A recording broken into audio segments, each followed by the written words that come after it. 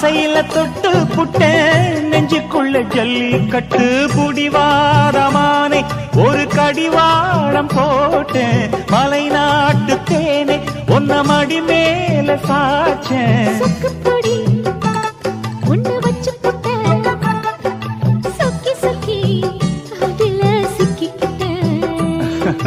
கிச்சிலி சம்பா குத்தி எடுத்தே மொச்ச குழம்பும் வச்சு எடுத்தே ஆமாடி அதுக்காகத்தான்